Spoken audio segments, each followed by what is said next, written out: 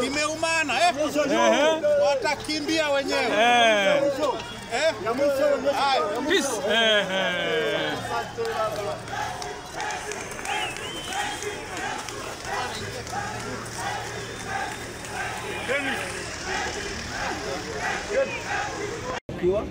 Na hapo kumbuke ni kesi ya uchunguzi wa awali, kwa sababu mahakama hii haina mamlaka ya kusikiliza hiyo kesi.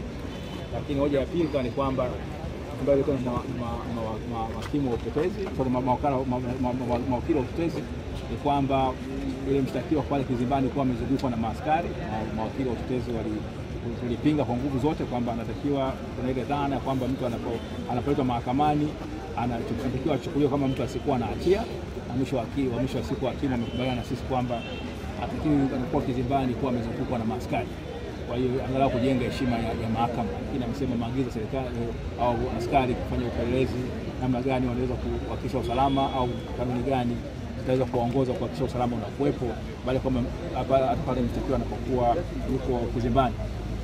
Kesi ya pili, kwa hiyo kesi hiyo baada ya hapo ikawa imeahirishwa hadi tarehe jaji hakimu akatoa agizo kwamba siku ya tarehe 2 ya mwezi wa 6 upande wa mashtaka uje na maelezo sahihi ya kueleza mahakama upelelezi umefikia wapi. Kwa hiyo tuko hapo, lakini baada ya hapo jaji hakimu aliruhusu kuweza kukutana na mteja wetu kwa nusu saa, kwa sababu ni vigumu sana kwenda kule gerezani Ukonga na kuweza kukutana naye. Kwa hiyo tulipata nafasi ya kuweza kukutana na mteja wetu.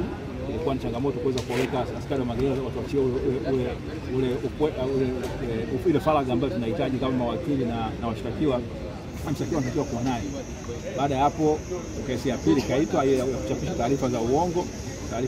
Basi ikawa hiyo kesi inasikizwa mbele ya hakimu mfawidhi Muhini, na yenyewe ni kwamba upande leo mshtakiwa amefanikiwa kusomewa maelezo ya awali.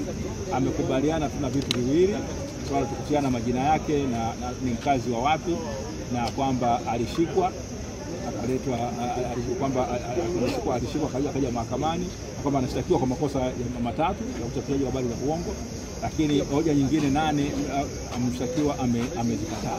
Kwa hiyo kuna hoja mshtakiwa amesaini na mawakili wake imesaini maelezo kwamba kuna mambo ambayo yanakubalika ni mawili katika yale 10, kwa hiyo mambo 8 yanabishaniwa. Upande wa mashtaka wamesema kwamba utakuwa na mashahidi wasipungua 15, lakini wataangalia uzito wa mashahidi hao. Lakini upande wa utetezi tukadai kwamba tupewe ile taarifa ya yule mlalamikaji ambaye alikwenda kulalamika kule polisi, ambaye tumeeleza kwamba kuna mtu alikuwa anapitia kwenye mitandao akaona hizo taarifa ambazo zimechapishwa na Jambo TV na kwenye YouTube. Basi hakimu ameamrisha kwamba tupewe upande wa mshtakiwa apewe hiyo maelezo ya yule mlalamikaji. Kwa hiyo tunategemea upande wa mashtaka watatupatia hiyo taarifa mapema ili kuweza kusaidia kuweza kujiandaa. Na mwisho wa siku hakimu upande wa utetezi kwa upande wetu tumesema kwamba tutatoa